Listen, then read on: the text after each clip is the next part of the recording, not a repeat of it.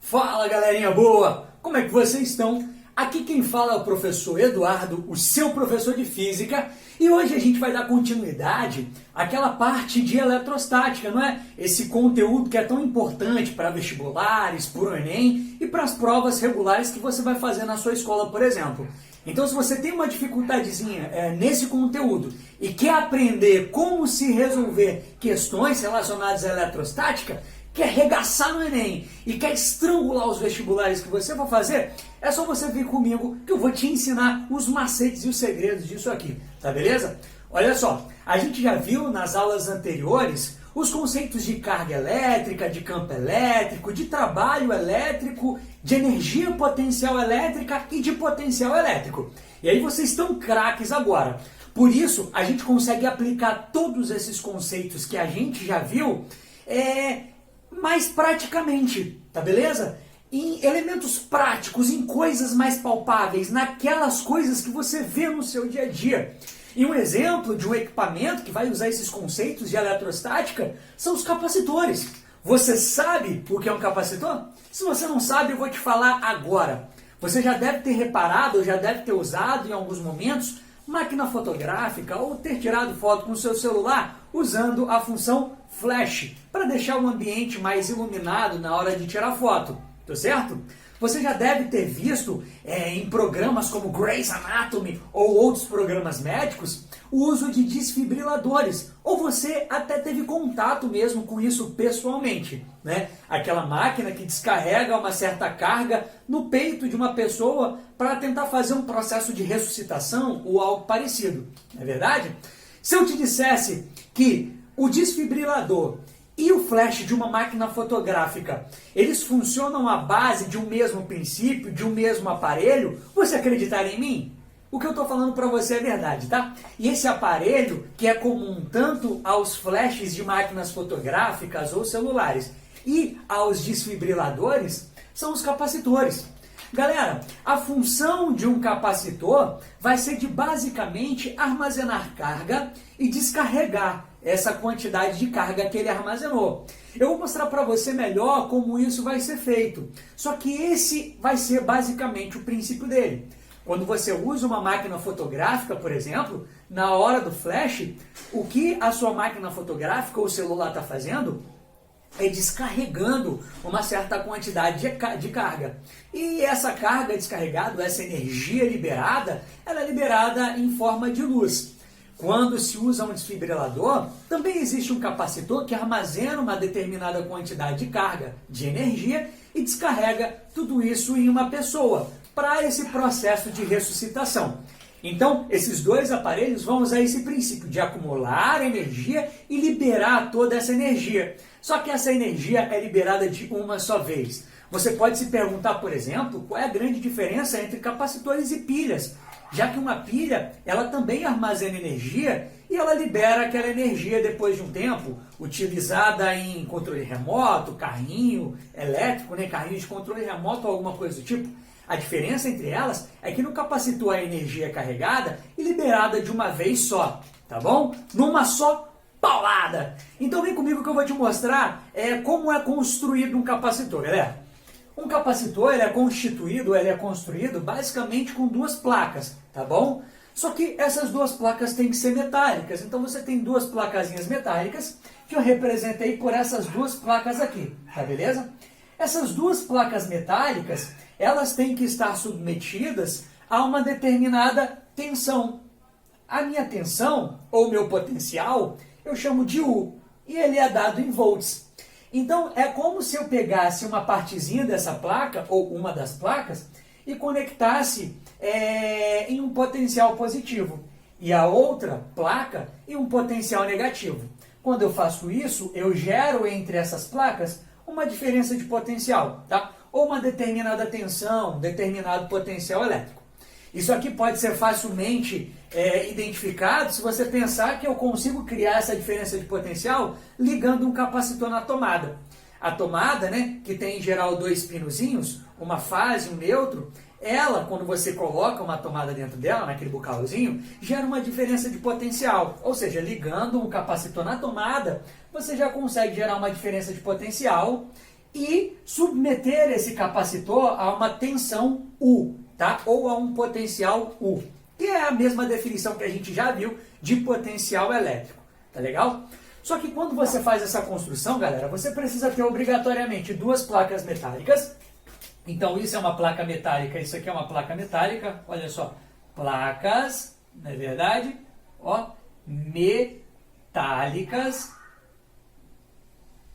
E essas placas metálicas, galera, além de deverem ser submetidas a uma determinada diferença de potencial, elas precisam ter entre elas um meio isolante. Então o que eu tenho aqui na meiuca, pessoal? Ó, um isolante, tá beleza? Ah, mas que tipo de isolante é usado entre esses capacitores, professor? Eu posso usar diversos materiais, como borrachas, materiais cerâmicos ou até mesmo nada, tá? Por exemplo, se eu coloco duas placas metálicas próximas uma da outra e entre elas eu não coloco nada, na verdade o que tem ali é o ar. E o ar serve como um isolante elétrico, tá bom? Então olha só a construção desse capacitor. Duas placas metálicas, entre essas placas metálicas um meio isolante. Então eu não posso pôr essas duas placas em contato, tá bom? Só que quando eu pego essas duas placas e submeto elas a uma diferença de potencial, ou seja, a uma determinada tensão, ligo na tomada, a grosso modo, eu percebo que cada uma dessas placas acumula uma determinada quantidade de carga. Aquela placa que está ligada ao potencial positivo vai armazenar cargas positivas, tá beleza? E aquela outra placa que está ligada ao potencial negativo vai acumular uma carga negativa. Você lembra o que significa carga positiva e carga negativa? Positiva é quando eu tenho falta de elétrons, um déficit de elétrons. E uma carga negativa é quando um corpo recebe mais elétrons, ou seja, ele tem um superávit, ele tem muito mais elétrons do que prótons, por exemplo. Tá legal? Então, olha, carga positiva e carga negativa. Essas duas placas, então, vão ter a capacidade de armazenar carga, tá? De armazenar energia. É muito interessante que você lembre que cada uma delas vai adquirir uma carga de um sinal. Essa aqui, carga positiva, e essa aqui, carga negativa. Você não pode esquecer disso, tá beleza? E essas cargas, elas vão ser iguais em módulo, tá? Isso é bem importante. Então, olha só, essas duas cargazinhas aqui, elas vão ter mesmo, olha só, módulo. Professor, como assim mesmo módulo? Quando eu digo que essas duas cargas vão ter o mesmo módulo, eu quero dizer que apesar delas terem os sinais opostos, uma positiva e outra negativa, caso uma tenha uma carga de mais 5 coulombs, por exemplo, a outra vai ter uma carga de menos 5 coulombs. Então, os módulos das cargas vão ser os mesmos, só que os sinais vão ser opostos. Tá legal? E é muito interessante que quando a gente constrói um capacitor, é muito fácil perceber que essa carga armazenada é proporcional ao potencial, tá? Então, quanto maior for o potencial sobre o qual você ligue aquele capacitor, maior vai ser a carga acumulada nele. Se você coloca aqui, ó, essas placas sobre um potencial de 10 volts, eles vão acumular uma quantidade de carga. Se esse potencial for de 20 volts, ele vai acumular o dobro de carga. Se o potencial for de 30 volts, o triplo de carga. Então, quer dizer que a diferença de potencial, a tensão e a carga acumulada no meu capacitor, eles são diretamente proporcionais? Exatamente. Quando um aumenta, o outro aumenta proporcionalmente. Tá beleza? Então, esses dois camaradinhos aqui, ó, eles são diretamente proporcionais. Tá legal? E por conta dessa proporcionalidade entre eles, a gente consegue definir uma característica dos capacitores, que é a chamada capacitância. A capacitância vai ser basicamente a capacidade de um capacitor em armazenar cargas. Ou seja, quanto maior for a capacitância de um capacitor, mais cargas ele vai conseguir acumular quando for submetido a uma determinada tensão, a um determinado potencial. Tá beleza? Então, olha só, a minha capacitância vai ser definida pela letra C. Ela vai ser a carga acumulada pelo capacitor dividido pela tensão sobre o qual o capacitor está submetido. Tá beleza? Então, a razão entre a carga e a tensão é a minha capacitância. É bem interessante que aqui você já tenha entendido que a capacitância de um desfibrilador, por exemplo, é maior do que a capacitância do flash do seu celular. Por quê? Porque um desfibrilador ele precisa armazenar uma quantidade maior de carga, tá? Então ele precisa de ter uma capacitância maior, um capacitor mais robusto. Já a câmera do seu celular não precisa de um capacitor tão robusto quanto um desfibrilador, porque ela não vai precisar armazenar uma quantidade de energia tão grande quanto ele. Tá legal? Então, quanto maior for a capacidade de um capacitor em acumular e armazenar energia, armazenar carga, maior vai ser a capacitância dele. Tá? Espero que até aqui a gente esteja entendidos já. Eu acredito muito no seu potencial e eu sei que você entendeu. Mas caso não tenha, é só perguntar aqui nos comentários que eu vou te responder. Tá beleza? Galera, a unidade de capacitância vai ser esse aqui, olha. O Farad. Tá? Farad com D mudo, pelo amor de Deus. Não confundam com Faraday, né? Que é o nosso famoso físico. Mas Farad. E a letra que a gente vai usar para representar esse Farad é o Fzão, tá bom? Professor, mas esse F significa o quê? Ora, o Farad é uma unidade de carga sobre a unidade potencial.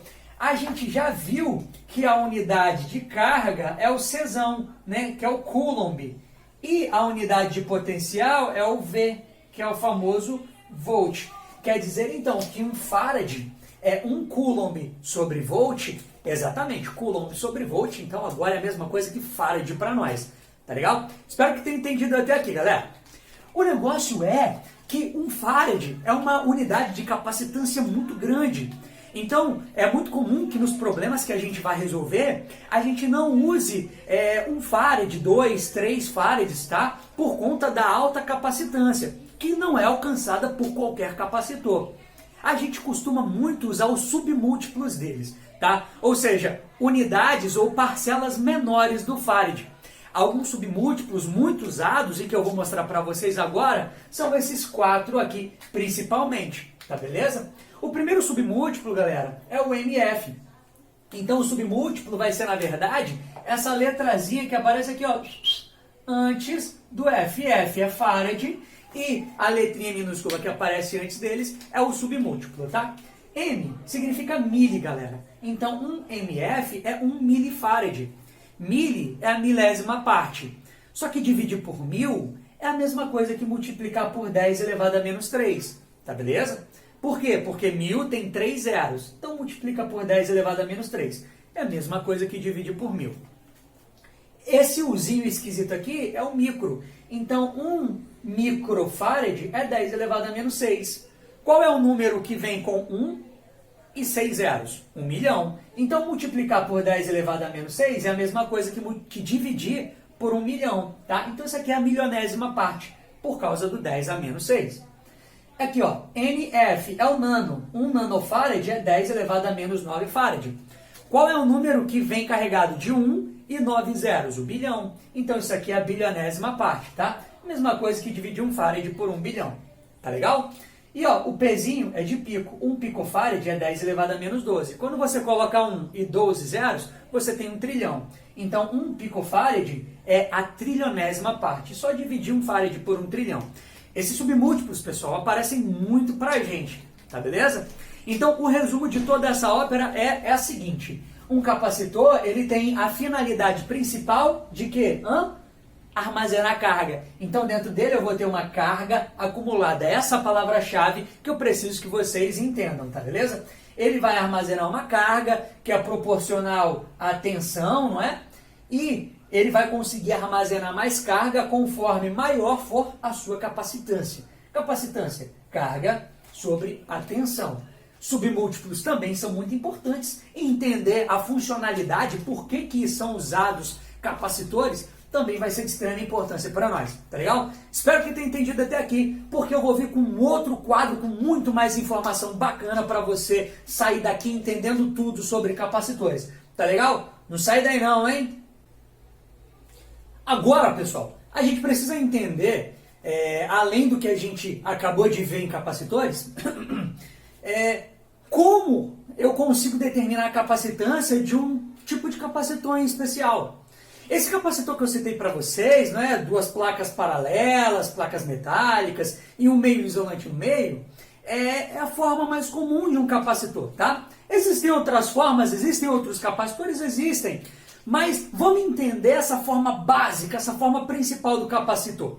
Se eu pegar esse capacitor, em especial esse capacitor feito com placas planas e paralelas, ou seja, uma placa metálica aqui na esquerda e outra placa metálica aqui na direita, eu preciso entender que alguns elementos dele vão me permitir calcular a capacitância daquele capacitor. Isso mesmo, aquela capacitância que eu falei que é a característica básica de um capacitor. Eu vou conseguir calcular essa capacitância a partir de algumas informações do meu capacitor, tá? A primeira informação desse capacitor, que é bem interessante, é essa área aqui, ó. Essa placa, ela tem uma área lateral, tá beleza? A espessura dela não precisa ser tão significativa, não. Mas a área dessa placa é bem importante. Vamos supor que essa área seja dada em metro quadrado, tá? Para a gente manter tudo aí no Sistema Internacional de Medidas. Então, essas placas, elas vão ter áreas, né, laterais, áreas iguais, porque as duas placas vão ter as mesmas dimensões. Essas placas vão ter uma distância de separação entre elas, que é uma distância D. Em geral, essa distância é bem pequenininha, tá? Elas não ficam muito afastadas, não. Mas existe essa distância D que eu vou colocar aqui em metros, de novo, para manter tudo no Sistema Internacional de Medidas. E entre elas tem aquele meio que eu falei para você que é um meio isolante. Galera, eu sei que você sabe, mas eu preciso revisar com você isso aqui. Um meio isolante, exemplo, borracha, plásticos, alguns polímeros, né? São aqueles meios que dificultam e muito a passagem da corrente elétrica, ou seja, a movimentação de cargas elétricas. Então é muito difícil que se movimentem cargas elétricas por meio de um isolante, tá beleza? Só que esse isolante, pessoal, a gente vai chamar aqui de dielétrico. Quer dizer que o dielétrico é a mesma coisa que o isolante? Exatamente, olha, esse camarada aqui. Então esse meio isolante entre as duas placas eu vou chamar de meio dielétrico. Qual que é a treta de um meio dielétrico, né, ou de um meio isolante? É que ele não permite a passagem da corrente elétrica, a movimentação de elétrons, ou permite muito pouco, só que ele é facilmente polarizável. O que é polarizar? A gente viu isso lá em eletrostática. Mas polarizar é acumular cargas de sinais opostos em regiões diferentes. Então, ele vai acumular aqui de um lado, ele vai permitir a polarização, o acúmulo de carga positiva de um lado e de carga negativa do outro. É por isso que é tão importante entre os capacitores existir esse meio dielétrico. Senão eu não vou conseguir acumular cargas em pontos diferentes, né, em armaduras diferentes, que é o nome dessas placas aqui que a gente vai começar a chamar a partir de agora, tá bom? Então, olha só, esse meio dielétrico é um meio isolante, existe uma distância entre esses dois caras, e a área dessa placa é uma área que eu vou chamar de A. Esse meio dielétrico, galera, ele vem com uma propriedade que é chamada de permissividade elétrica. Essa permissividade elétrica, ela é dada pra gente, tá? Então você não precisa decorar nenhuma, porque a maioria dos vestibulares vai dar para você.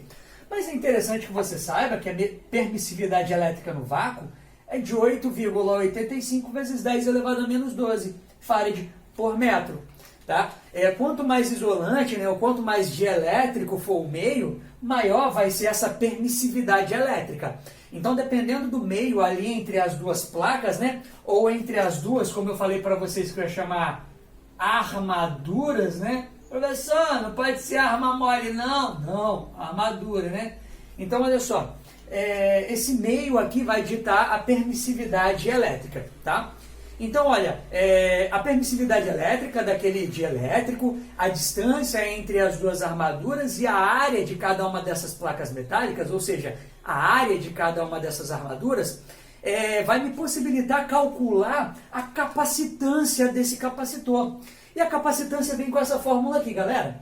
É muito importante que a gente perceba que a capacitância é diretamente proporcional à permissividade elétrica, ou seja, quanto mais dielétrico for o meio, maior vai ser a capacitância do meu capacitor, ou seja, maior vai ser a capacidade dele em armazenar energia, em armazenar carga, beleza?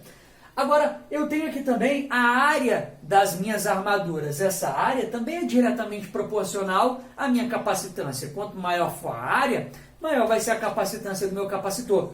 É por isso que capacitores maiores, eles geralmente são usados em aplicações que se necessita de uma quantidade de energia maior, porque precisa de mais energia, a armadura tem que ter, em geral, uma área maior, tá beleza? E o que é inversamente proporcional à capacitância? A distância. Então é muito interessante que a distância entre essas duas armaduras não seja muito grande, senão a minha capacitância vai ser bem pequenininha, tá legal? E galera, eu falei para vocês que esse meio dielétrico aqui, ele é polarizável, né? Só que para que ele consiga polarizar ou ser polarizado, né, acumular cargas opostas em regiões diferentes desse meio dielétrico, nesse caso, né, nas minhas armaduras, nas minhas placas planas e paralelas, no meu capacitor, eu preciso que por dentro dele passe um campo elétrico, tá? E esse campo elétrico, galera, surge por conta dessas duas placas metálicas paralelas. Em eletrostática, a gente viu que quando eu ponho duas placas paralelas eletrizadas com cargas opostas, surge naquela região entre as duas placas um campo elétrico uniforme. E quando esse campo elétrico uniforme passa por esse meu meio dielétrico, esse meio dielétrico acaba sendo polarizado. Na verdade, o que ele faz é gerar um campo elétrico oposto àquele campo elétrico externo. E aí eu tenho um acúmulo em um ponto dele de cargas positivas e no outro de cargas negativas. E aí é possível, né, armazenar cargas dentro do meu capacitor. Então veja bem, eu tenho aqui um exemplo para você. As duas placas paralelas, elas estão submetidas aqui a uma diferença de potencial, positivo e negativo. Aí, entre elas, nessa região aqui na meiuca, surge um campo elétrico uniforme. Quando esse campo elétrico uniforme surge, isso possibilita a polarização de quem? Do meu meio dielétrico, né, pai? Que é o meu material isolante ali no meio. É possível, professor, calcular esse campo elétrico uniforme? Lógico que é. E a gente já viu isso aí por aquela formuleta do add U. Lembra? Add U. Campo, que é o E, vezes D, que a distância é igual a U, que é a tensão. Se a gente organizar isso aí, galera, a gente vai ver que o campo vai ser nada mais, nada menos do que a razão entre o potencial, não é? Que é a tensão, e a distância. Como o potencial, galera, é dado em volt e a distância é dada em metro, a minha unidade aqui de campo vai ser nada mais, nada menos do que volt por... volt por metro, mas disso a gente já sabia, tá? Isso pode ser dado em Newton por Coulomb também, mas não precisa se apegar muito a isso não. Sacaram então, pessoal? É muito importante que você entenda que a construção básica de um capacitor é essa, placas planas e paralelas, que a capacitância vai mostrar para mim o quanto de carga ele consegue acumular, por unidade de tensão, é lógico, né? Essa capacitância, ou seja, essa capacidade, vai depender das características do dielétrico, que é aquele material isolante, né? Aquele meio isolante entre as minhas duas armaduras. O problema vai dar para a gente, ou as questões, a permissividade elétrica daquele meio, tá? Então tudo isso aí, você não precisa decorar nenhuma permissividade em especial. Mas a do vácuo é essa aqui. A área das armaduras também é bem importante, a distância entre elas também. Professor, eu entendi tudo, mas eu não consigo decorar muito bem essa fórmula não. Então eu vou te ensinar um macetão do quadradão aqui para você decorar isso aqui, tá beleza? Então pensa comigo aqui, A gente está fazendo um curso, e esse curso está sendo visto online, né? Os cursos online são chamados de curso EAD. O curso EAD, que é o curso, né, de ensino à distância. Então pensa, o curso é o que? EAD. O curso EAD, curso EAD. Curso EAD, curso EAD. Deu pra sacar, galera? Então, foca nesse macetão aí que vai ser sucesso. Você não vai esquecer dessa formuleta mais não, tá beleza? E lembra que pra gente calcular o campo elétrico uniforme que surge entre essas duas armaduras, a gente calcula da mesma forma que a gente já fez anteriormente em eletrostática, tá bom? Eu espero que tenha entendido essa partezinha até aqui, para a gente poder dar continuidade ao nosso conteúdo, beleza? Só um instantinho aí que eu vou mudar de quadro. Então, gente boa, voltamos aqui com outro quadro para resolver um exercício com vocês, tá? Uma perguntinha aqui. Vocês sabiam que a Terra e as nuvens formam um capacitor? Isso é bem interessante, não é verdade? Eu trago um problema que coloca isso aí justamente para vocês. Olha só. O problema fala pra gente que aqui, ó, nuvem, isso aqui é a terra, né? O solo. A distância entre a nuvem e o solo é de 1000 metros. E isso, né, vai funcionar como um capacitor cuja capacitância é de 15 nF, ou seja, 15 nanofarad, tá beleza? Só que isso aqui funciona como um capacitor porque, olha só, o céu pode ser aproximado por uma placa plana, as nuvens, né? E o solo também pode ser aproximado por uma placa plana. Eu tenho um acúmulo de cargas elétricas nas nuvens que induzem na Terra cargas em sentidos opostos, ou seja, as nuvens, a grosso modo aqui, negativas, elas induzem cargas positivas aqui na Terra e fica desse jeito. Olha, como se fossem duas placas, uma com cada sinal, com um sinal diferente, né? Uma positiva e outra negativa. Então isso aqui vai funcionar como um grandíssimo capacitor. Só que você sabia que as descargas elétricas, elas surgem quando o campo elétrico uniforme formado aqui, ó, entre uma nuvem e o solo ultrapassa, ou chega, né, a 3 vezes 10 elevado a 6 Newton por Coulomb. Newton por Coulomb aqui é a minha unidade de campo elétrico. Tanto Newton por Coulomb quanto volt por metro. Tá a mesma coisa. Quando esse campo elétrico aqui, olha só, fica mais intenso, ou pelo menos igual a 3 vezes 10 elevado a 6 Newton por Coulomb, isso por conta das cargas acumuladas aqui na nuvem e no solo, vai ocorrer uma quebra, não é, da rigidez dielétrica. Lembra que aqui, olha, entre a nuvem e o solo existe ar? O ar é um meio isolante, ou seja, o ar serve como dielétrico. Ou seja, esse dielétrico vai impedir a passagem da corrente elétrica, a troca de cargas entre as nuvens e o solo. Só que todo material isolante, todo meio dielétrico, ele pode conduzir corrente elétrica em um instante. Isso quando ele é submetido a um campo elétrico muito intenso. Quando ele é submetido a um campo elétrico muito intenso, até o melhor dos isolantes acaba virando um condutor. E aí, ó, esse momento é quando há o rompimento dessa tal rigidez dielétrica, tá beleza? E essa rigidez dielétrica aqui vai ser rompida quando o campo elétrico for de 3 vezes 10 elevado a 6 Newton por Coulomb. Aí o problema é saber, quando essa rigidez dielétrica for vencida, qual vai ser a quantidade de carga que vai ser trocado entre as nuvens e o solo? Lembrando que, geralmente, os raios caem, né? A descarga elétrica ocorre da nuvem para o solo. Mas em 10% do total de vezes, né, essas cargas elétricas sobem do solo para as nuvens. Mas isso é mais comum em picos de montanha, prédios muito altos, tá bom? Então, só para lembrar que o raio pode descer ou subir. Vamos pensar aqui que o raio, ó, raio do Harry Potter, desceu. Qual foi a quantidade de carga, ou qual era a quantidade de carga armazenada numa nuvem?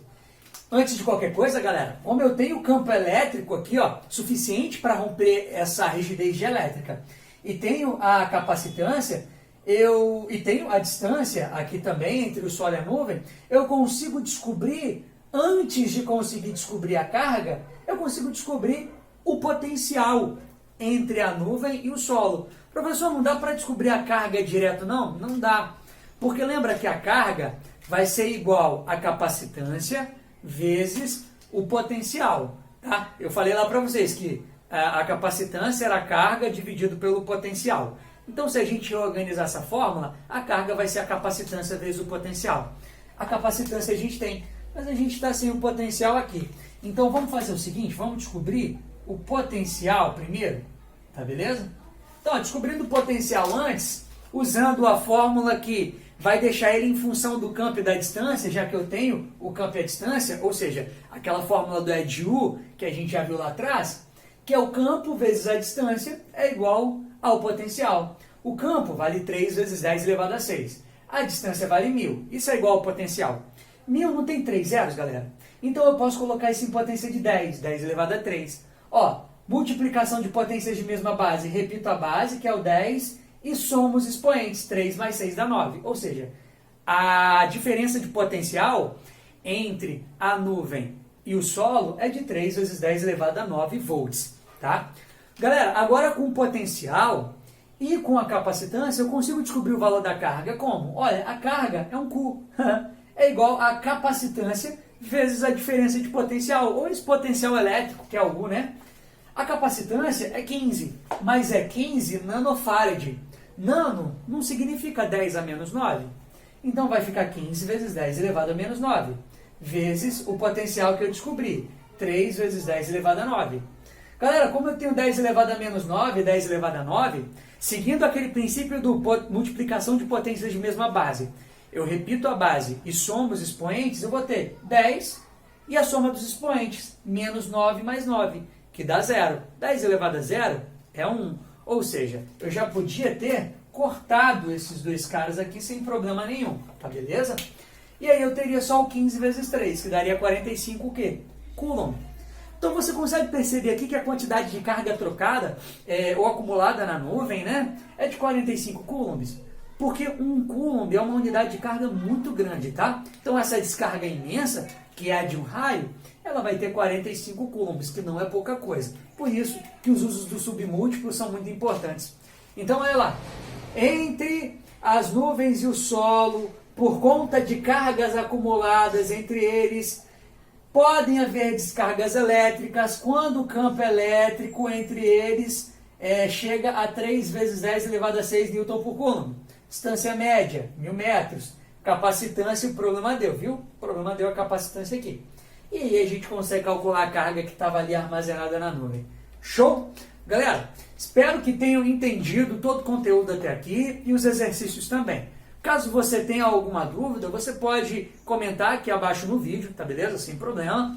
E você pode também me procurar nas redes sociais, no Instagram, e mandar mensagem pelo direct, que eu vou responder você com todo prazer. Tá legal? Então, olha, muito foco, muita determinação. Eu sei que você consegue, eu acredito demais no seu potencial. Antes de ir, deixa aquele joinha aí, tá beleza? E até a nossa próxima aula. Valeu!